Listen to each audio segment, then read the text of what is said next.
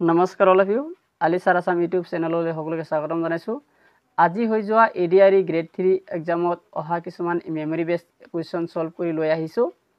আজিৰ প্ৰথমটো কুৱেশ্যন হ'ল 80 আৰু 100ৰ মাজত কিমানটা মৌলিক সংখ্যা আছে।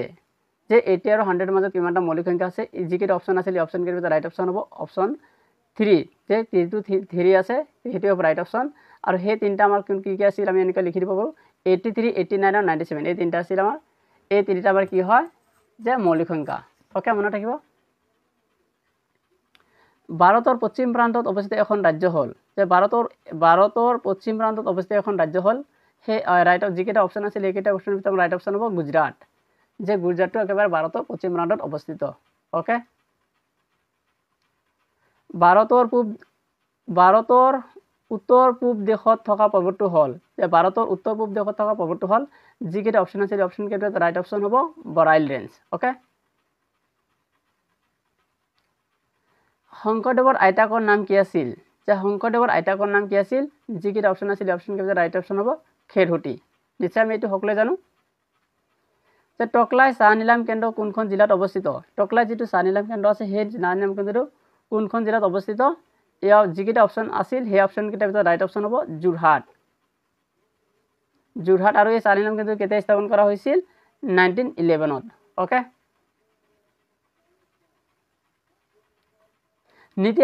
নীতি আয়োগৰ অধ্যক্ষ কোন। যে নীতি আয়োগৰ যিটো অধ্যক্ষ সেই নীতি আয়োগৰ অধ্যক্ষ কোন আমি নিশ্চয় সেইটো জানো।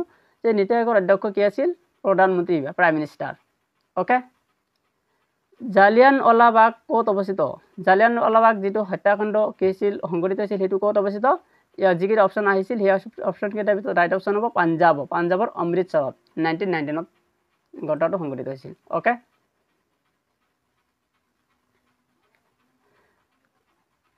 মহীশূৰৰ সিংহ বুলি কাক জনা যায়। যে মহীশূৰৰ সিংহ বুলি কাক কোৱা হয় বা জনা যায়। যিকেইটা অপশ্যন আছিল এই অপশ্যন কেইটাৰ ভিতৰত ৰাইট অপশ্যন হ'ব টিপু চুলতান। ওকে, ভাৰতৰ ৰাষ্ট্ৰপতি কোনে শপত পাঠ কৰায়। যে ভাৰতৰ ৰাষ্ট্ৰপতিগৰাকী কোনে শপত পাঠ কৰায়।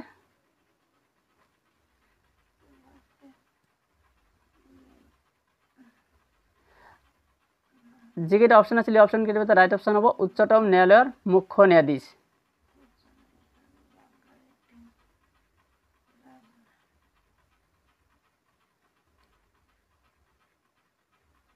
নুমলীগড় তেল শোধনাগাৰ কোনখন জিলাত অৱস্থিত। নুমলীগড় যিটো তেল শোধনাগাৰ আছে সেই তেল শোধনাগাৰটো কোনখন জিলাত অৱস্থিত।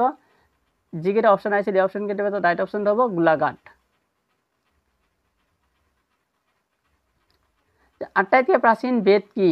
আমি জানো বেদ আমাৰ চাৰিটা আছে। সেই চাৰিটা বেদৰ ভিতৰত কোনখন আটাইতকৈ প্ৰাচীন। এইকেইটাৰ ভিতৰত আমাৰ ৰাইট অপশ্যন হ'ব ঋগ্বেদ। ৰাজ্যসভাৰ সভাপতি কোন। যে ৰাজ্যসভাৰ সভাপতি বা চেয়াৰমেন বুলি আমি কওঁ। যে ৰাজ্যসভাৰ চেয়াৰমেন কোন। যে আমি জানো এইটো নিশ্চয় যে উপ ৰাষ্ট্ৰপতি হ'ল ৰাজ্যসভাৰ সভাপতি। 1 জানুৱাৰী 2024 চনত ভাৰতৰ উপ ৰাষ্ট্ৰপতি কোন। যে 1 জানুৱাৰী 2024 চনত মতে ভাৰতৰ উপ ৰাষ্ট্ৰপতিগৰাকী কোন। যে জগদীপ ধনখড়। ওকে,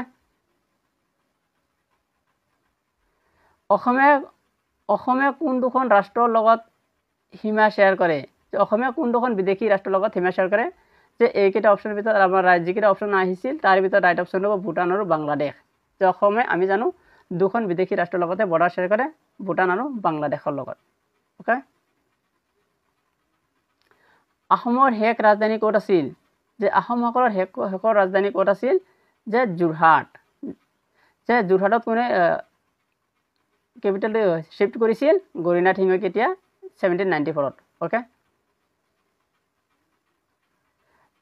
1 জানুৱাৰী 2024 চন অনুসৰি আমেৰিকাৰ ৰাষ্ট্ৰপতি কোন।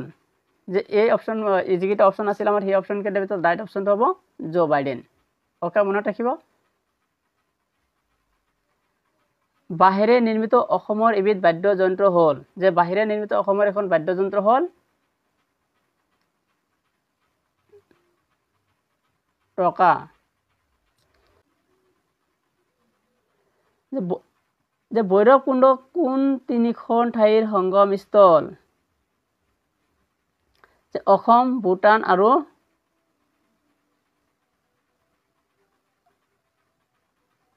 অৰুণাচল। যে অসম ভূটান আৰু অৰুণাচল প্ৰদেশৰ সংগমস্থল। Okay, thank you everyone.